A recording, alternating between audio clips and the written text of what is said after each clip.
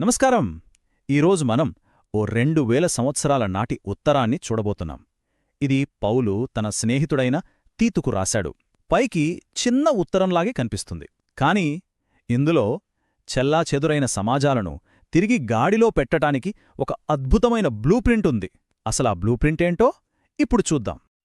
అసలు తీతు వెళ్లిన చోటు ఎలాంటిదో అర్థం కావాలంటే ఈ ఒక్క మాట వింటే చాలు. ఇది ఎవరో బయటివాళ్లన్నది కాదు, స్వయంగా అక్కడి వాళ్లే వాళ్ల సొంత ప్రజల గురించే చెప్పుకున్న మాట. క్రేతీయులు ఎప్పుడూ అబద్ధాలు చెప్తారు.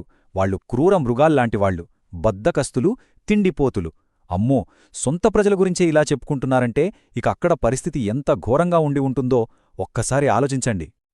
సరే, మరి ఎంత దారుణమైన పరిస్థితిలో ఉన్న చోట ఒక మంచి సమాజాన్ని, ఒక స్థిరమైన సమాజాన్ని కట్టడం అసలు సాధ్యమేనా? ఎలా సాధ్యం? ఈ ప్రశ్నకు సమాధానం వెతకడమే ఈరోజు మన పని. సరే, ఈ పెద్ద సమస్యను పరిష్కరించడానికి పౌలు ఎక్కడ మొదలుపెట్టాడు? అతను తీతుకు ఒక క్లియర్ యాక్షన్ ప్లాన్ ఇచ్చాడు.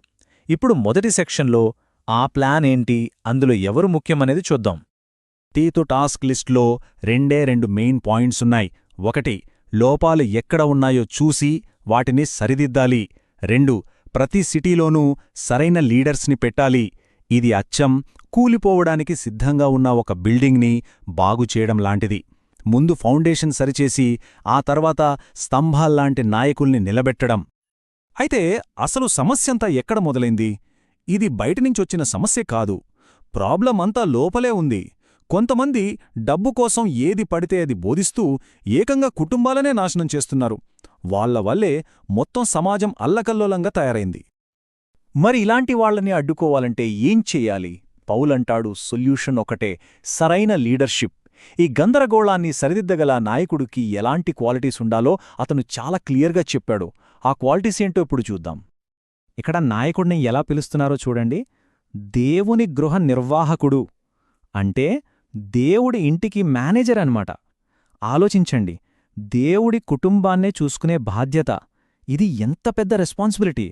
అందుకే వాళ్ళు ఎలా ఉండాలి, వాళ్ళ క్యారెక్టర్ ఎలా ఉండాలి అనేది చాలా చాలా ఇంపార్టెంట్. ఇక్కడ చూడండి, ఒక లీడర్కి ఉండాల్సిన లక్షణాలకి, ఉండకూడని లక్షణాలకి మధ్య ఎంత తేడా ఉందో. ఒక పక్కన గెస్ట్లని బాగా చూసుకోవడం, సెల్ఫ్ కంట్రోల్, నిజాయితీ ఉండాలి. మరోపక్క పొగరు, విపరీతమైన కోపం, డబ్బుమీద ఆశ ఉండకూడదు. దీన్ని బట్టి ఏమర్థమవుతోంది? వాళ్ల పర్సనల్ లైఫ్ ఎలా ఉందనేదే వాళ్ల లీడర్షిప్కి అసలైన టెస్ట్ అన్నమాట. అసలు ఇన్ని కండిషన్స్ ఎందుకు పెట్టారు? ఊరికే కాదు. ఎందుకంటే ఒక లీడర్కి ఒక మారల్ అథారిటీ ఉండాలి. తప్పుడు బోధనల నుంచి జనాల్ని కాపాడాలన్నా, నిజాన్ని ధైర్యంగా చెప్పాలన్నా ఆ అధికారం కావాలి. మరి ఆ అథారిటీ వాళ్ళు చెప్పే మాటల నుంచి రాదు, వాళ్ళు బతికే బతుకు నుంచి వస్తుంది. సరే, లీడర్స్ బాగుంటే సరిపోతుందా? సమాజం మొత్తం బాగుపడాలి గదా. అందుకే పౌలు ఇప్పుడు ఫోకస్ని లీడర్స్ నుంచి మొత్తం సమాజం మీదకి షిఫ్ట్ చేస్తున్నాడు. ఈ రూల్స్ అంటే మంచి ప్రవర్తన, డిసిప్లిన్, ఇవన్నీ సొసైటీలో ప్రతి ఒక్కరికి ఎలా వర్తిస్తాయో ఇప్పుడు చూద్దాం. ఇక్కడ మనం గమనిస్తే సమాజంలో ప్రతి గ్రూప్కి, అంటే ముసలివాళ్లకి, పెద్దవాళ్లకి, యంగ్స్టర్స్కి, అందరికీ కొన్ని బాధ్యతలిచ్చారు. ఇందులో అతి ముఖ్యమైన విషయమేంటంటే ఒక జనరేషన్ నెక్స్ట్ జనరేషన్కి గైడ్గా ఉండాలి. ఫర్ ఎగ్జాంపుల్, పెద్దవాళ్లు చిన్నవాళ్లకి మంచి విషయాలు నేర్పించాలి. అప్పుడే ఆ సమాజం ఒకరికొకరు సపోర్ట్ చేసుకుంటూ బలంగా ఉంటుంది. అసలు వీళ్లందరూ ఇలా ఎందుకు ప్రవర్తించాలి? సింపుల్గా చెప్పాలంటే వాళ్ల మంచి ప్రవర్తనే వాళ్ల నమ్మకానికి ఒక పబ్లిక్ ప్రూఫ్ అన్నమాట.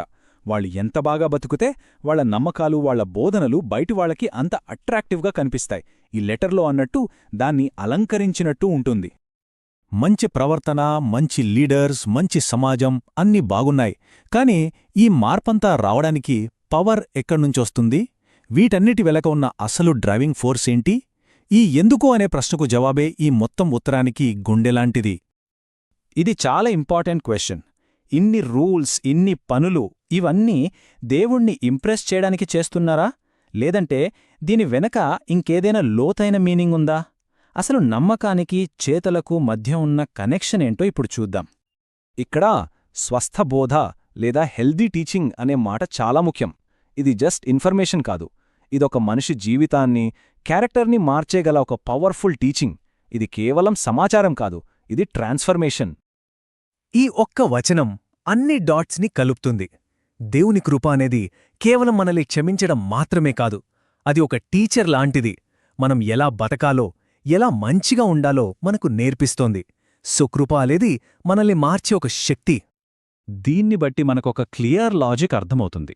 పాయింట్ ఏంటంటే, మంచి పనులు చేస్తే రక్షణ రాదు, రక్షణ పొందిన తర్వాత దాని రిజల్ట్గా మంచి పనులు వస్తాయి.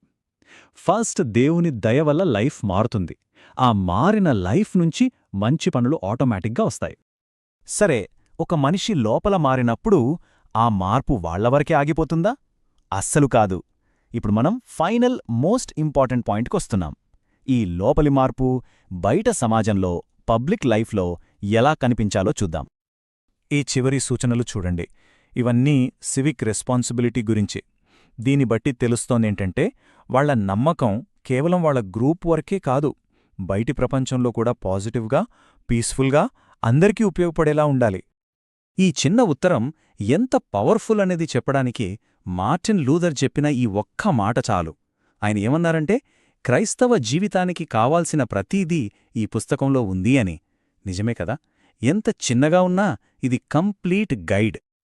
సో తీతుకిచ్చిన ఈ పాత ఆజ్ఞనే మన ఈ రోజులకి అప్లై చేస్తూ ఈ ఒక్క ప్రశ్నతో ముగిద్దాం. ఒక సమాజం యొక్క నమ్మకాలు వాళ్ళ పబ్లిక్ బిహేవియర్ని నిజంగా మార్చినప్పుడు ఆ మార్పు ఎలా ఉంటుంది? ఒక్కసారి ఆలోచించండి.